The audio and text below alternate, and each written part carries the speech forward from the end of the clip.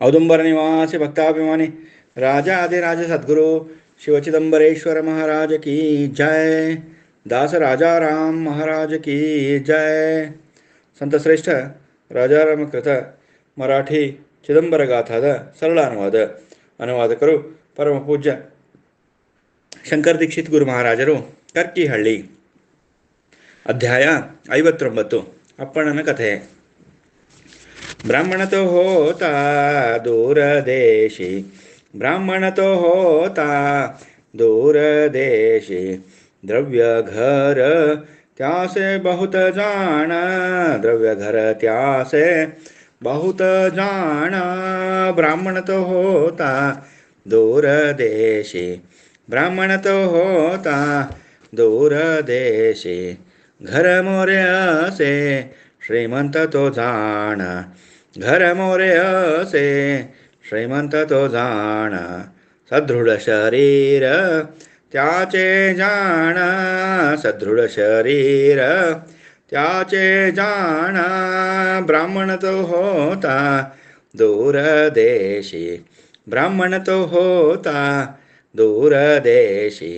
उच्च धोतर जोड़ने से पाया धोळा, उच्च धोतर जोडणे से पाय धोळा.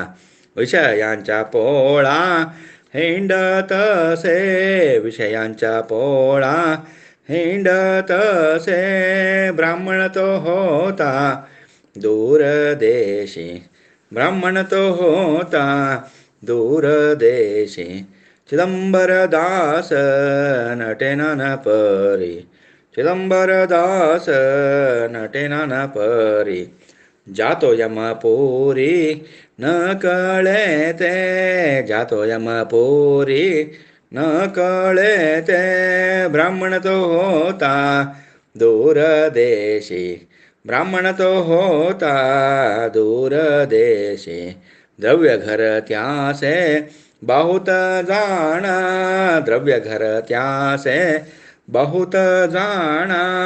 ब्राह्मण तो होता दूर देशी, ब्राह्मण तो होता दूर देशी, ब्राह्मण तो होता दूर ದೇಶಿ. ದೂರ ದೇಶದಲ್ಲಿ ಓರ್ವ ಬ್ರಾಹ್ಮಣನಿದ್ದನು. ಅಗರ್ಭ ಶ್ರೀಮಂತ, ಹಣದ ಕೊರತೆಯಂತೂ ಇರಲಿಲ್ಲ. ಮನೆಯಲ್ಲಿ ಸಾಕಷ್ಟು ವಸ್ತ್ರ ಒಡವೆಗಳು ಇದ್ದವು. ಉತ್ತಮವಾದ ಮನೆ ಇತ್ತು. ಸ್ಥಿರ ಚರ ಆಸ್ತಿಗಳು ಅಂದರೆ ಭೂಮಿ ದನಕರುಗಳು ಕೂಡ ಸಾಕಷ್ಟು ಇದ್ದವು. ಸಾಂಸಾರಿಕ ಸುಖಗಳೆಲ್ಲ ಬಹಳ ಅನುಕೂಲವಾಗಿದ್ದವು.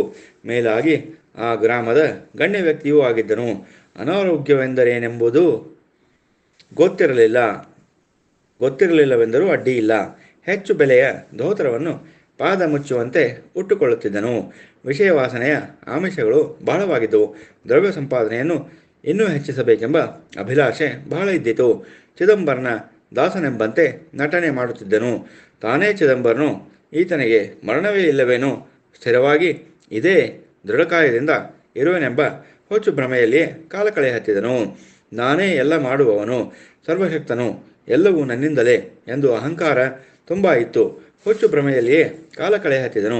ಅವನ ಕುಟುಂಬದ ಬಹುಜನರು ಅಂದರೆ ತಾಯಿ, ಮಕ್ಕಳು, ಹೆಂಡತಿ ಇವರಿಗೆ ದೇವರ ಮೇಲೆ ವಿಶ್ವಾಸ ಸ್ವಪ್ನದಲ್ಲಿಯೂ ಕೂಡ ಬಂದಿರಲಿಲ್ಲ. ಸಂತರನ್ನು, ಅನುಷ್ಠಾನಿಕರನ್ನು, ದೇವಭಕ್ತರನ್ನು, ಗುರು ಶಿಷ್ಯರನ್ನು ದುಡಿಯಲಾರದೆ ಹೊಟ್ಟೆಗಿಲ್ಲದೆ ಈ ಸೋಗು ಹಾಕಿ ಮಾನವರನ್ನು ಮೋಸ ಮಾಡಿ ತಮ್ಮ ಹೊಟ್ಟೆ ತುಂಬಿಕೊಳ್ಳುವರು ಎಂದು ಅವಹೇಳನ ಮಾಡುತ್ತಿದ್ದರು. ಅವರನ್ನು ಛೇಡಿಸುತ್ತಿದ್ದರು. ಅವರಿಗೆ ಕಿರುಕುಳ ಕೊಡುತ್ತಿದ್ದರು.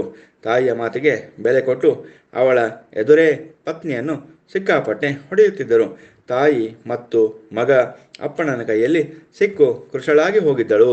ಪತ್ನಿಯಾದರೂ ಮಹಾಪತಿವ್ರತೆ. ಪ್ರಾಣ ಹೋದರೂ ಸರಿ, ಅತ್ತೆಯ ಮನೆಯಲ್ಲೇ ಇದ್ದು ಪತಿ ಅತ್ತೆಯರ ಸೇವೆ ಮಾಡಿಕೊಂಡು ತನ್ನ ಕಾರ್ಯ ಮಾಡುವ ಸಹನಾಮಯಿ. ಬೇಸರಿಯದೆ ಮನೆಯ ಕೆಲಸವೆಲ್ಲವನ್ನು ಮಾಡಿಕೊಂಡು ಹೋಗುತ್ತಿದ್ದಳು. ಹೀಗಿರುತ್ತಿರಲು ಒಂದು ದಿನ ತಾಯಿಯ ಮಾತನ್ನು ಕೇಳಿ ಸತ್ಯಾಸತ್ಯ ವಿಚಾರ ಮಾಡದೆ ಕಾಂತೆಯನ್ನು ಪಶುವಿಗಿಂತ ಹೀನಾಯವಾಗಿ ಹೊಡೆದನು. ಇಷ್ಟಾದರೂ ಬೆಳೆದೆ ಕಲ್ಲಿನಿಂದ ಬಲವಾಗಿ ಹೊಡೆದನು.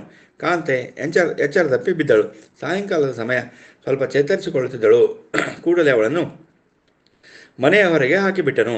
ಇಂಥ ನಿರ್ದಯ ಪತಿಯು ಯಾರಾದರೂ ಇದ್ದರೆ ಇವನೇ ಎಂದು ಹೇಳಿದರೆ ತಪ್ಪಾಗಲಾರದು. ಬಾಗಿಲನ್ನು ಮುಚ್ಚಿ ಚಿಲಕ ಹಾಕಿದನು. ಅವಳು ಅಳುತ್ತಾ ಹೊರಗೆ ಕುಳಿತುಕೊಂಡಿದ್ದಳು. ಅದೇ ಗ್ರಾಮದ ರಾಮು ಎಂಬುವನು ಅಲ್ಲಿಗೆ ಬಂದನು. ಇವಳ ಕಷ್ಟ ನೋಡಿ ಸಹಿಸಲಾರದೆ ಮುಂದೆ ಬಂದು, ತಾಯಿ, ಸ್ವಲ್ಪ ಸಮಾಧಾನ ಮಾಡಿಕೊ. ಸ್ವಾಮಿಯು ಅವರವರ ಗುಣ ಪರೀಕ್ಷಿಸುವನು. ಭಯ ಪಡ ಬೇಡವೆಂದು ಹೇಳಿ ಧೈರ್ಯ ಕೊಟ್ಟನು. ರಾಮು ಚಿದಂಬರನ ಮಹಾಭಕ್ತನಾಗಿದ್ದನು. ಅವನ ಕೃಪೆಯಿಂದ ಪರಿಶುದ್ಧನಾಗಿದ್ದನು. ಶುದ್ಧ ಭಾವದಿಂದ ಇವಳ ಬಳಿ ಬಂದಿದ್ದನು. ಅವಳ ಕಷ್ಟ ನೋಡಿ ಅವನ ಮನೆಗೆ ಕರೆದೊಯ್ದನು. ಅವನು ಬ್ರಹ್ಮಚರ್ಯವನ್ನು ಬಹುನಿಷ್ಠೆಯಿಂದ ಪಾಲಿಸುತ್ತಿದ್ದನು. ಈಗ 25 ವರ್ಷದ ನವಯುವಕನಾಗಿದ್ದನು. ಚಿದಂಬರನಲ್ಲಿ ಆತ್ಮಾರ್ಪಣ ಭಾವದಿಂದ ಸೇವೆ ಸಲ್ಲಿಸುತ್ತಾ ಅವನ ಧ್ಯಾನವನ್ನು ಸದಾ ಅವಕಾಲ ಮಾಡುತ್ತಿದ್ದನು. ತನ್ನ ಮನೆಯ ಪಲ್ಲಂಗದ ಮೇಲೆ ಇವಳನ್ನು ಮಲಗಿಸಿ ಬಹುಪರಿಯಾಗಿ ಉಪಚರಿಸಿದನು. ಅವನು ಜಾತಿಯಿಂದ ಶೂದ್ರನಾಗಿದ್ದರೂ ಅಂತಃಕರುಣ ಹೃದಯದವನಾಗಿದ್ದನು. ಪರೋಪಕಾರವೇ ಸಂತರ ಲಕ್ಷಣವೆಂದು ತಿಳಿದಿದ್ದನು. ಯೌವನಸ್ಥ ಇದ್ದರೂ ಚಿದಂಬರನ ಅನುಗ್ರಹದಿಂದ ಪರಿಶುದ್ಧನಾಗಿದ್ದನು. ಸ್ವಲ್ಪ ಆರಾಮಾದ ನಂತರ ಕಣ್ಣು ತೆಗೆದು ನೋಡಿ ತಾನು ಬೇರೆಯವರ ಮನೆಯಲ್ಲಿ ಇರುವೆನೆಂಬ ಅರಿವು ಆಯಿತು.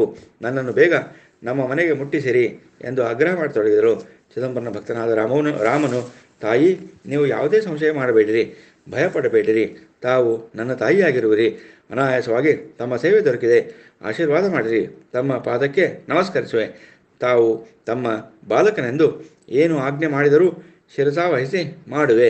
ನಿಮ್ಮ ಕೃಪೆಯಿಂದ ಚಿದಂಬರನು ಬಂದು ದರ್ಶನ ಕೊಟ್ಟರೂ ಕೊಡಬಹುದು. ಅದು ತಮ್ಮ ಅನುಗ್ರಹವೆಂದೇ ತಿಳಿಯುವೆನು. ಉಭಯತರಿಗೆ ಹೇಗೆ ಆಜ್ಞೆ ಮಾಡುವನೋ ಹಾಗೆ ವರ್ತಿಸೋಣವಂತೆ. ತಾಯಿಯೇ, ಸ್ವಲ್ಪ ತಡೆಯಿರಿ. ಸ್ವಾಮಿಯನ್ನು ತದೇಕ ಚಿತ್ತದಿಂದ ಧ್ಯಾನಿಸುತ್ತಾ ಕುಳಿತನು. ಇವನ ಧ್ಯಾನವು ಹೆಚ್ಚಿದಂತೆ ಸ್ವಾಮಿಗೆ ತಡೆಯುವುದು ಆಗಲಿಲ್ಲ. ಅವನ ಭಕ್ತಿಗೆ ಮೆಚ್ಚಿ ಸ್ವಾಮಿಗಳು ಇಲ್ಲಿಗೆ ಬಂದು ಪ್ರತ್ಯಕ್ಷ ದರ್ಶನ ಕೊಟ್ಟನು ಮತ್ತು ಇರುವರಿಗೂ ಹೀಗೆ ಉಪದೇಶ ಮಾಡಿದನು. ಸಾಧ್ವಿಗೆ, ಇಲ್ಲಿ ಇರಲು ಸಂಶಯ ಪಡಬೇಡ. ಆನಂದದಿಂದ 3 ವರ್ಷ ಇಲ್ಲಿಯೇ ಇರು. ನಿನಗೆ ಕಲ್ಯಾಣ ಆಗುವುದು. ನೀವು ಬನ್ನಿರಿ ಎಂದು ಹತ್ತಿರ ಕರೆದು, ನೀವೀರ್ವರು ತಾಯಿ ಮಗನಂತೆ ನಡೆಯಿರಿ. ಕೂಡಿ ಭಜನೆ ಮಾಡಿರಿ. ನಾಮಜಪ ಮಾಡಿರಿ. ಯಾವಾಗಲೂ ನಾಮ ವಿಸ್ಮರಣೆ ಆಗಬಾರದು ಎಂದು ಸ್ವಾಮಿಯು ಉಭಯತರಿಗೆ ಹಿತೋಪದೇಶ ಮಾಡಿದನು. ಅವರು ಸ್ವಾಮಿಗೆ ದಂಡವತ್ ನಮಸ್ಕಾರ ಮಾಡಿದರು. ತಮ್ಮ ಆಜ್ಞೆಯಂತೆ ನಡೆಯುವುದಾಗಿ ಹೇಳಿ ನಮಸ್ಕರಿಸಿದರು. ಅಪ್ಪಣ್ಣನ ಕಿವಿಗೆ ಈ ಸುದ್ದಿ ಪಡೆಯಲು ಉದ್ವೇಗದಿಂದ ಊರಿನ ಸಮಸ್ತ ಜನರಿಗೆ ಗೊತ್ತಾಗುವಂತೆ ಚೀರಾಡ ಹತ್ತಿದನು. ಮತ್ತು ರಾಮು ನನ್ನ ಕಾಂತೆಯನ್ನು ಇಟ್ಟುಕೊಂಡಿರುವನು. ತಾವೆಲ್ಲರೂ ಈ ದೃಶ್ಯವನ್ನು ನೋಡಬಹುದು. ಇದು ರಾಮುವಿಗೆ ಯೋಗ್ಯವೇ? ನೀವೇ ಹೇಳಿರಿ ಎಂದು ಹೀನಾಮಾನವಾಗಿ ಬೈದು, ಇವನು ಸ್ವಾಮಿ ಹೆಸರಿನಲ್ಲಿ ಸೋಗು ಹಾಕಿ ನನ್ನ ಹೆಂಡತಿಯನ್ನು ಅಪಹರಿಸಿದ್ದಾನೆ ಎಂದು ಹೇಳಿದನು. ಹೀಗೆ ಬೈಯುತ್ತಿರುವಾಗಲೇ ಅವನ ಕಣ್ಣುಗಳು ಕಾಣದಂತಾದವು. ತಾಯಿಯೂ ಇದಕ್ಕೆ ಹೊರತಾಗಿರಲಿಲ್ಲ. ಅವಳು ರಾಮನನ್ನು ಅಲ್ಲದೆ ಚಿದಂಬರನನ್ನು ಮತ್ತು ಸೊಸೆಯನ್ನು ನಿಂದಿಸುತ್ತಾ ಗದ್ದಲ ಮಾಡತೊಡಗಿದುದರಿಂದ ಅವಳ ಕಣ್ಣುಗಳು ಕಾಣದಂತಾದವು. ಹೀಗೆ ತಾಯಿ ಮತ್ತು ಮಗ ಅಂಧರಾಗಿ ಹೋದುದನ್ನು ನೋಡಿ ಸ್ವಾಮಿಯ ನಿಂದೆಯ ಫಲವಾಗಿ ಇವರು ಕಣ್ಣು ಕಳೆದುಕೊಂಡರು ಎಂದು ಜನ ಮಾತನಾಡತೊಡಗಿದರು. ಜನರು ರಾಮನಿಗೆ ಬುದ್ಧಿ ಹೇಳಲು ಹೋಗುವುದನ್ನು ಬಿಟ್ಟು ಇವರಿಗೆ ಛೀಮಾರಿ ಹಾಕತೊಡಗಿದರು.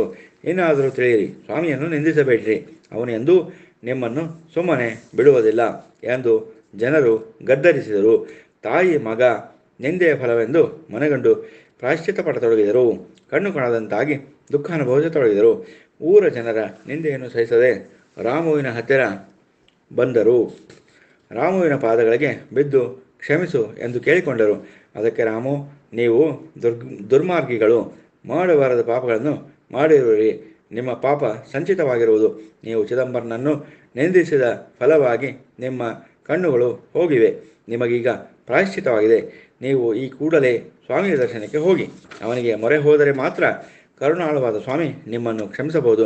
ನಿಮ್ಮ ಕಣ್ಣುಗಳು ಮೊದಲಿನಂತೆ ಆಗಬಹುದು ಎಂದು ಹೇಳಲು ಅವರು ಸ್ವಾಮಿಯ ದರ್ಶನಕ್ಕೆ ಗುರ್ಲಹೊಸೂರಿಗೆ ಹೋದರು. ಅಪ್ಪಣ್ಣನ ಹೆಂಡತಿಯು ಅವರ ದುಃಖವನ್ನು ನೋಡಲಾರದೆ ಅವಳು ಗುರ್ಲಹೊಸರಿಗೆ ಅವರ ಸಂಗಡ ಹೊರಟಳು. ರಾಮುವಿನ ಭಕ್ತಿಗಾಗಿ, ಸೇವೆಗಾಗಿ ಕೃತಜ್ಞತೆಯನ್ನು ಹೇಳಿ ಅವನ ಒಪ್ಪಿಗೆಯನ್ನು ಪಡೆದಳು. ಮೂವರು ಗುರ್ಲಹೊಸೂರಿಗೆ ಬಂದು ಮಹಾದ್ವಾರದಲ್ಲಿ ಸ್ವಾಮಿಯ ಅಪ್ಪಣೆಗಾಗಿ ಕಾದು ಕುಳಿತರು. ಸ್ವಾಮಿಯ ಅಪ್ಪಣೆಯಾಗಲು ಒಳಗೆ ಹೋಗಿ ಸ್ವಾಮಿಯ ಪಾದಗಳ ಮೇಲೆ ಬಿದ್ದು ಹೊರಳಾಡಿದರು.